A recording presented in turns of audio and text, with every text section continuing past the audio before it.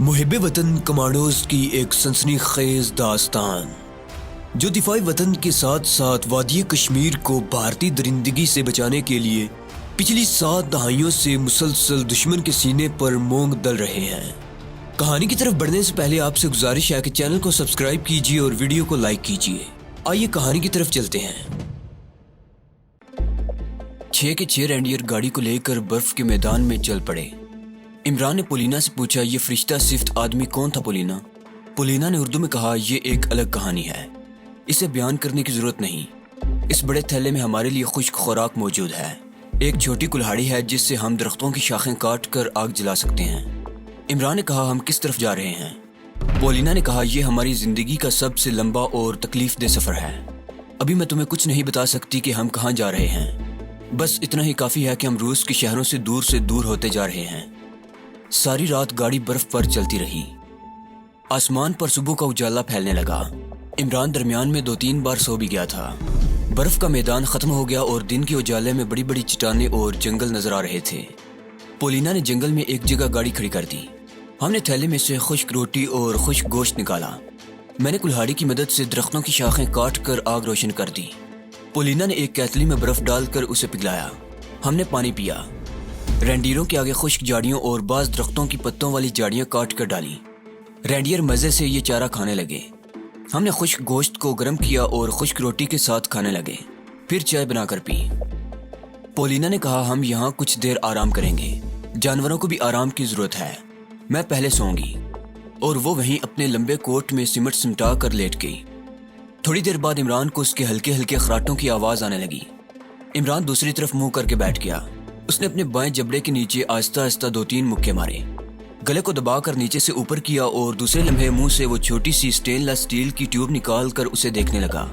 اس ننھی سی tube کے اندر بھارت اور روس کے درمیان ہونے والے فوجی معاہدے کی نیگیٹو فلم تھی، جس میں اسلحہ اور اس جنگی ساز و سامان کے پورے اعداد و شمار تھے جو روس بھارت کو فراہم کرنے والا تھا اور جو بھارت کشمیر میں اور پاکستان کے خلاف استعمال کرنے والا تھا۔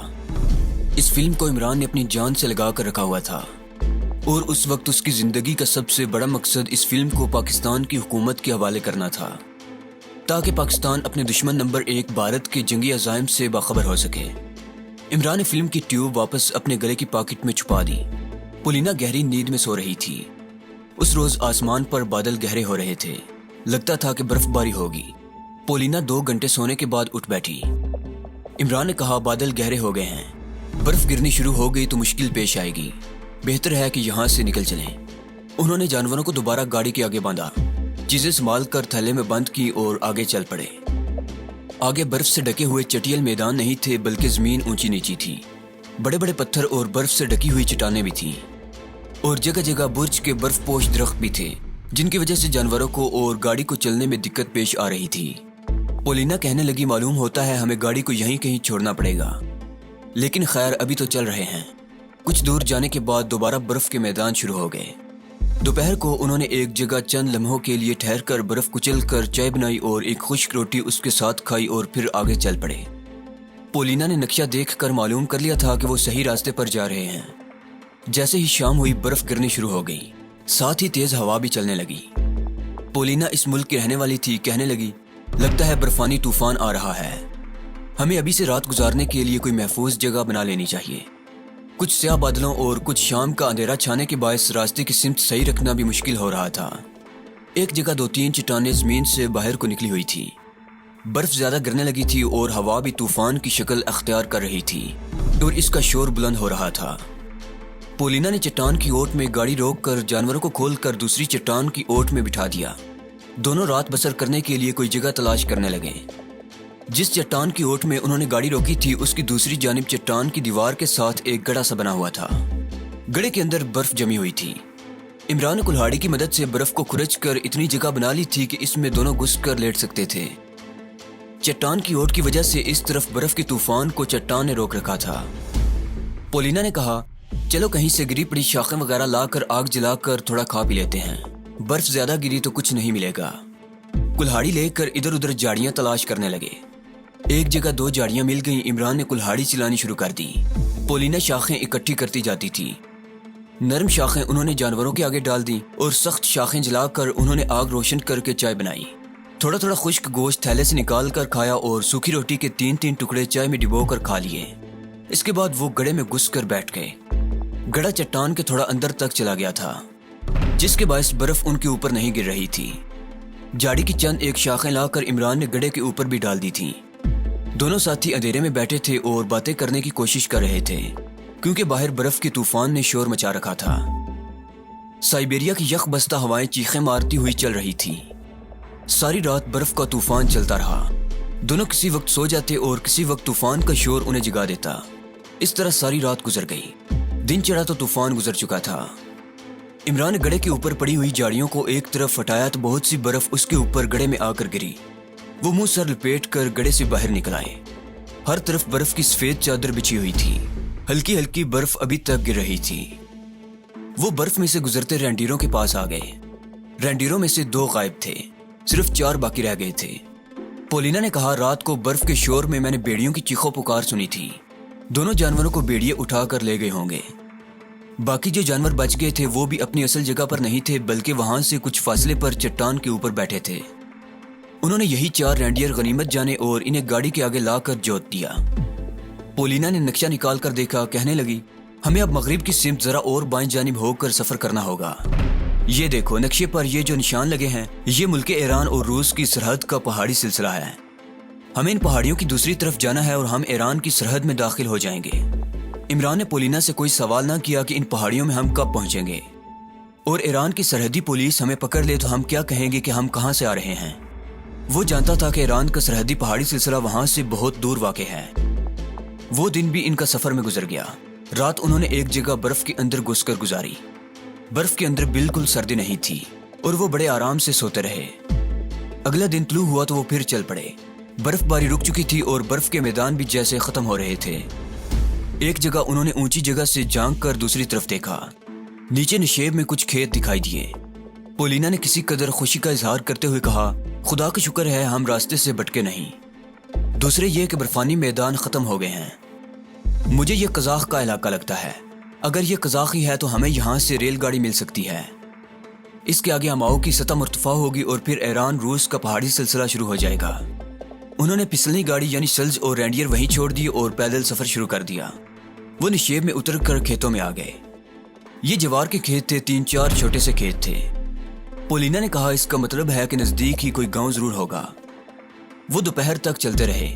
कहीं बर्फ के टुकड़े आ जाते, कहीं घास के छोटे छोटे मैदान आ जाते। आखिर उन्हें एक गांव नजर आया।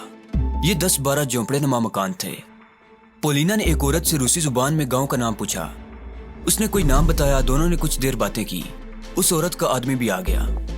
पोलिना ने मियाँ बीवी को अपने बारे में कुछ कहकर मुतमईन कर दिया था। उन्होंने दूध के साथ जवार के आटे की पकी हुई रोटियां खाने को दी। पोलिना ने उनसे बहुत सी मालूमात हासिल कर ली थी। 1 घंटा वहां आराम करने के बाद दोनों एक बार फिर आगे चल पड़े। देहाती मियाँ बीवी से उन्हें जो मालूमात हासिल हुई थी वो ये थी कि आगे 50 मील के सफर के बाद आशिकाया का कस्बा आएगा, जहां से उन्हें कज़ाख कोफ तक रेलगाड़ी मिल जाएगी। पोलिना ने कहा, हम साइबेरिया के जहन्नुम से निकल आए हैं और खुदा का शुक्र है कि जिंदा सलामत निकल आए हैं।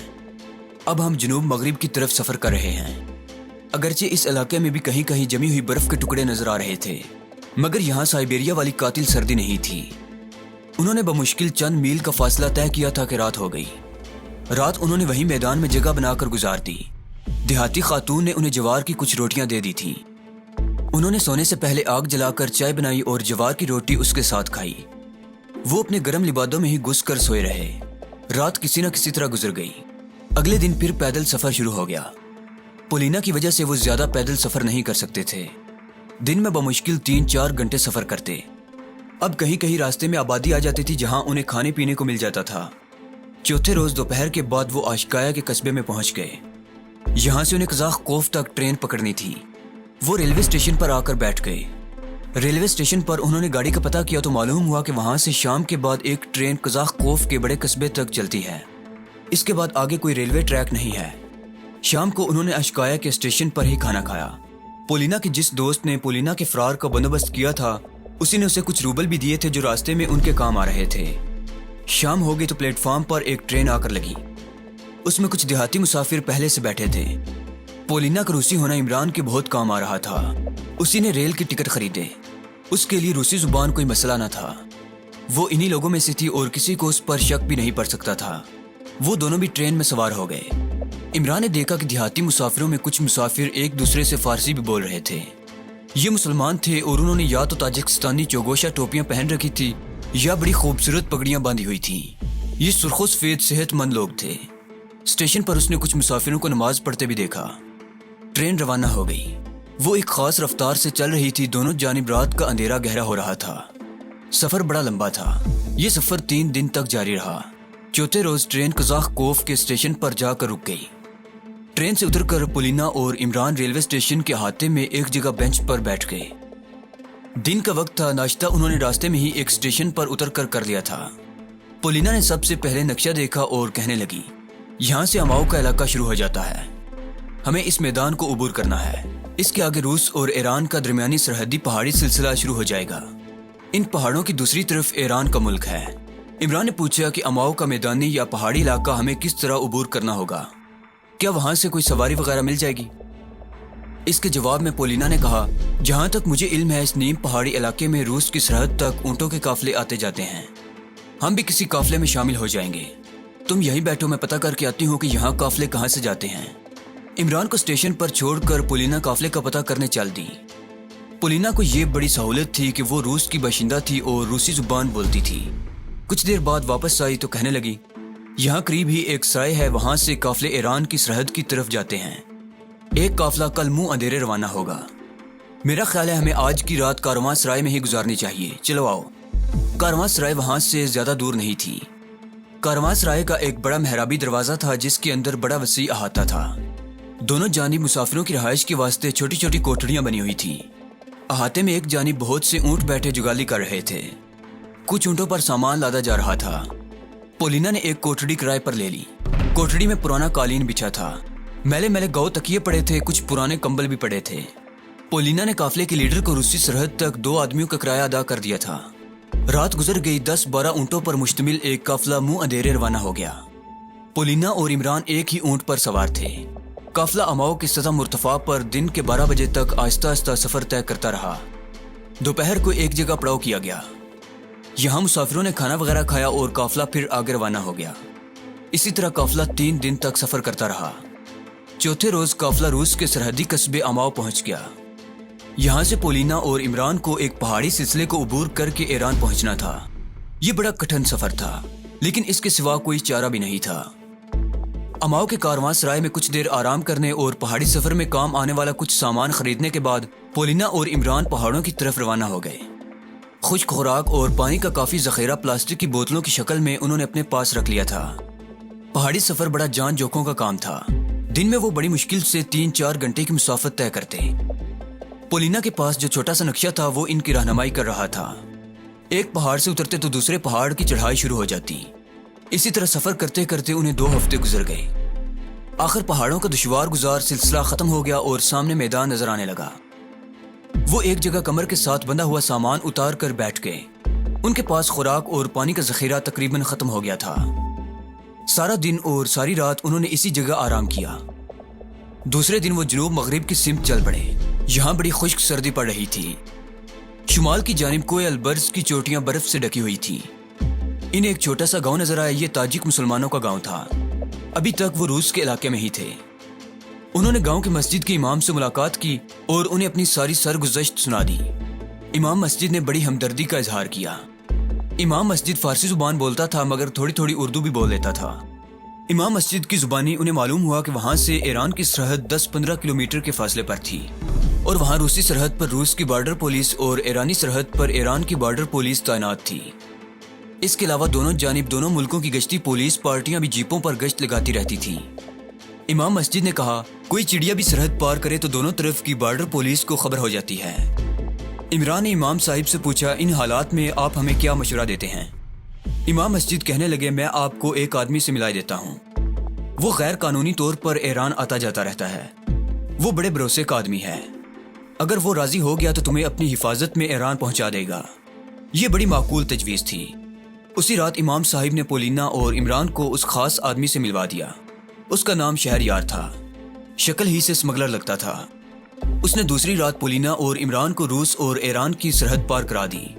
وہ ایران کی ایک کارواں سرائے میں آ کر ٹھہرے۔ کارواں سرائے میں امام خمینی کی دیوار پر لگی تصویر کو دیکھ کر دونوں نے اطمینان کا سانس لیا کہ وہ روس کے ملک سے نکل آئے تھے۔ ان کے پاس کوئی پاسپورٹ وغیرہ نہیں تھا، وہ ایران میں پکڑے جا سکتے تھے۔ لیکن پولینا نے بڑی عقل مندی کا مشورہ دیا۔